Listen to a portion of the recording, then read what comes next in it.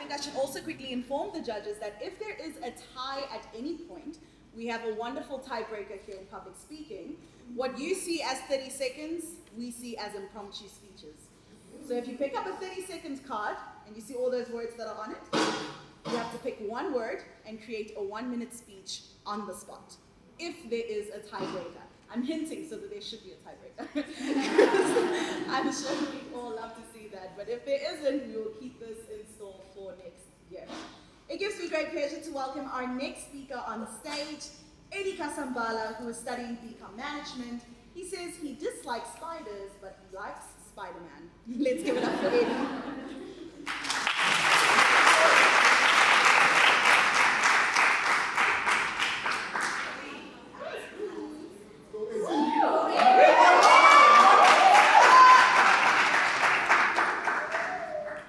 Good afternoon, ladies and gentlemen, SRC, Elevate Africa, and judges. You go to your local news channel and a newsman says, "Good afternoon, this is Eddie Kasambala. Welcome to SABC. Breaking news, Africa is." How do you finish that statement? What came to mind when I said Africa? Unfortunately, we have negative thoughts about Africa, where it's constantly bombarded on the social media and news networks.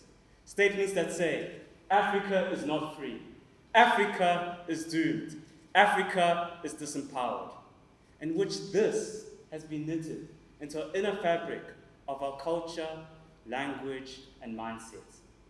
Yet all of this, we have the expectation that the South African youth is equipped and free to take this continent forward. Is that really true? This brings me to what we're going to explore today, and my news headline. The South African youth is thought to be free, yet is not free. In other words, the born frees in our society aren't free. So what exactly do I mean when I say that the South African youth isn't free? Just look around you in South Africa, starting where the majority of people live, which is in the rural communities and the townships, where there's miseducation and unemployment, where you find children on the streets instead of being in the classroom or at work, where there's a lack of infrastructure, a lack of service delivery, where there's hopelessness and despair that reside because of the constant gender-based violence and abuse. Where exactly is the freedom they've been promised? The only freedom they face is escaping their reality by using drugs, alcohol, and crime. This isn't freedom. This is disempowerment. And it doesn't just end there. Disempowerment is also in our metropolitan cities and urban areas, where there's an illusion of opportunities and access, yet you still find unemployed graduates on the streets, fulfilling the prophecy of the unemployment rate between 25 and 35 years old. That means if I look around, just maybe this role will only be employed out of everyone. Doesn't this leave you frustrated? Because this leaves the youth frustrated and disempowered.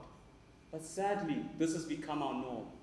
We've become disillusioned and familiar with the situation we find ourselves in. I felt this hopelessness. I felt this despair. Until I had an interesting experience outside Africa.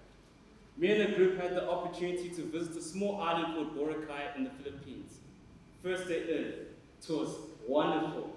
Stunning skies, beautiful blue ocean. As our guide directed us to our lodge, he stated, most of the extravagant homes you see are owned by the tourists, or much of the people that live in the inner parts of the island are poor and uneducated. This struck me, as I thought we could be perceived the same way by the Philippines. Second day then, helping the children in the communities. I never knew poverty existed outside Africa. As I was administrating in medicine and playing soccer with one of the kids, one kid came up to me and tapped me on my shoulder and said, "Negro, Negro." Did this kid just call me Negro? But he was happy, full of joy to see me, as it was his first time seeing a black African. However, in this moment, I questioned myself. Why did he value me? And why did he value this African? And in that moment, I realized I wasn't free, just like they weren't free. Is the South African youth truly free, or have we just gained our physical independence? This experience opened up my eyes and illustrates Africa and her people. On one hand, I doubt myself as an African. On the other hand, the Philippines could not escape the chains of the system. Unfortunately, this is what the South African youth faces today.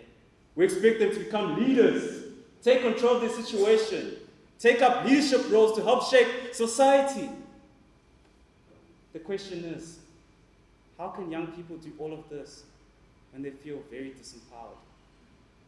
How can young people and the South African youth be equipped and free to take this continent forward when they feel like they do not have the power to do so? Well, let me suggest on how that can be possible. By firstly, we as a South African youth must understand our dark past of colonialism and history, but mustn't use it as an excuse to remain disempowered.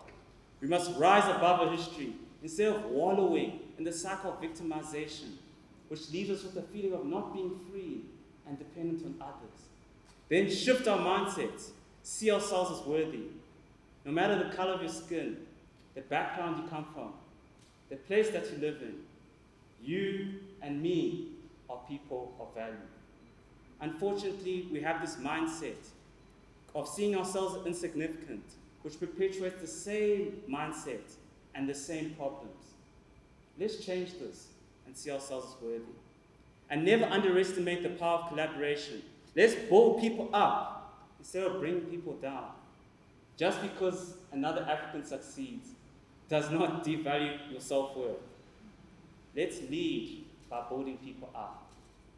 And then start where you're at. You don't need to be president to make a difference. As the African proverb goes, if you wish to move mountains of tomorrow, start by lifting stones of today.